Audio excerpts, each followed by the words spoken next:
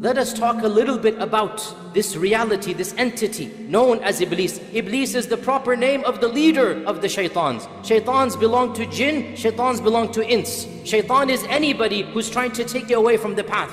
There is one Iblis, there are many shaitans. What is the wisdom in the creation of Iblis? And Ibn al-Qayyim, for example, in his famous book, Ighathat al-Lahafan, he actually has 25 pages dedicated to the question of why would Allah create Iblis. But I'll summarize some of these points. Ibn al-Qayyim says that Allah subhanahu wa ta'ala desires the purity of His followers. Allah desires the iman and taqwa, the isti'adah, the tawakkul, the inaba. Allah desires the piety of the righteous. And that piety shall only be manifested by fighting against Iblis. And so, when Allah subhanahu wa ta'ala has allowed this evil entity to exist, it is not because He likes the evil, it is because He loves the piety that comes in combating the evil, the righteousness that comes in overcoming that evil. Also of the wisdoms is that Allah Azza wa Jal personified evil. Can you imagine if evil were some type of cosmic force? If evil were not an actual created entity, what would we do then? But we have evil personified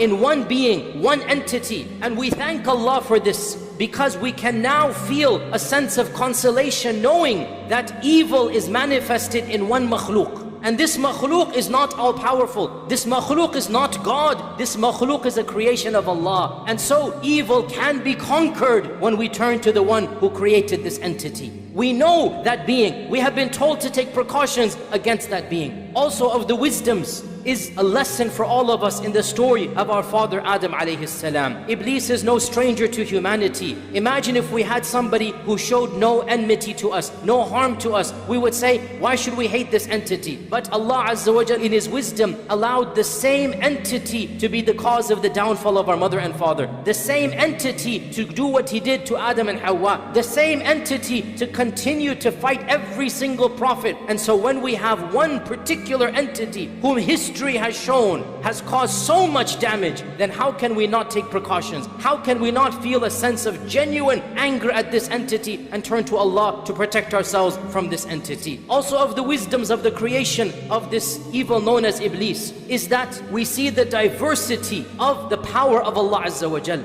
He creates the best of the best and He creates other than this. He creates Jibreel and Mikael and He creates Iblis and the jinn. He creates the prophets and He creates Fir'aun and Abu Lahab and all the rest of them. So Allah Azza wa Jal's qudra is manifested. Allah's power is manifested, and in this we are in awe at the magnificence of the Creator. Of the wisdoms of the creation of this entity is that we can truly appreciate good only by contrasting it with evil. We can appreciate beauty when we see what exactly is ugly. We can appreciate the brightness of the day only after the darkness of the night. So by having these contrasts and by knowing how evil an entity can be, because in the end of the day, the evil of Iblis is completely irrational. He gains nothing by misguiding us. He's going to Jahannam anyway. What an irrational evil is this? And we have done nothing to him such that he's an enemy to us. But when that evil is there, so then we are able to understand that there's a particular being, a makhluk of Allah, who harbors so much evil that we have to take our precautions. We have to be careful, and this helps us be more righteous. Of the wisdoms as well, and this is a very profound point, brothers and sisters, pay attention to this. Of the wisdoms is that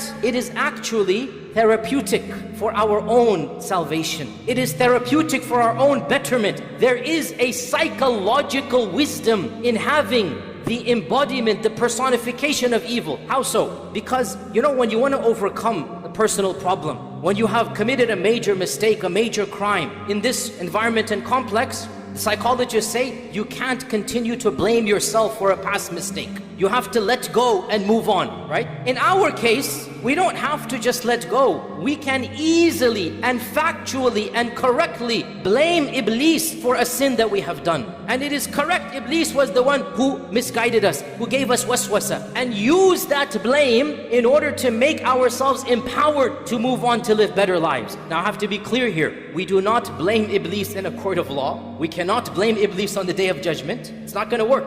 But we can blame Iblis in our personal journey to Allah, in our reflections of our own past, and we think about what we've done, and we say, astaghfirullah, that wasn't me, I'm better than that. That was from Iblis and the whisperings of Iblis. And if I can cut off Iblis, I can eliminate Iblis, then I am a better person with the help of Allah. And that is factually true. When we have an entity that we can legitimately blame for our own shortcomings of the past, again, this is not a justification of the current, it is not an excuse of the future. But in this dunya, in our journey to Allah, we are not only allowed to, the Quran and Sunnah shows us, we blame Iblis, listen to me carefully, for a past mistake or sin in order to rectify ourselves, in order to overcome and be better people. When Yusuf and his brothers had a fight, and his brothers did what they did, Yusuf being the wise prophet, how did he recover? How did he bring about unity? He said, Shaitan caused you all to do this. It wasn't from you.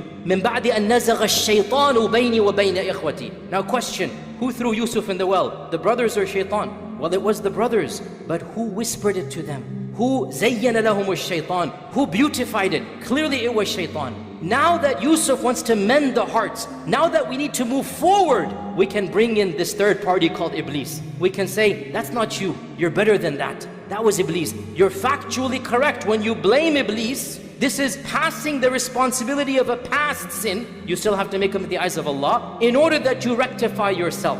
And what a beautiful, amazing, psychological blessing. You are better than this, brothers and sisters. Wallahi, you're better than this. Something happened in the past that is shameful. You committed a sin that really causes you pain. Well, it's good it causes you pain, it's good it causes you shame, but guess what? You need to stop just blaming yourself and realize, yes, Iblis was involved, and you can be better. And your addiction, that's coming from Iblis. That evil that you did, that harsh statement that you said, the physical pain that you caused, the stealing that you did, the sharab, the khamar, everything that you did, it was Iblis's fault. Now be better. Cut him out of your life. Stand up and be a worshipper of Allah. Turn to Allah subhanahu wa ta'ala and blame that evil. A'udhu billahi minash shaitanir rajim. Blame him because you are a better person. This is a beautiful wisdom in the creation and in the manifestation of this entity. Because لَقَدْ خَلَقْنَا الْإِنسَانَ فِي أَحْسَنِ تَقْوِيمٍ. Allah created us good. Allah created us high up, and then shaitan waswas, and shaitan misguides. So we get rid of shaitan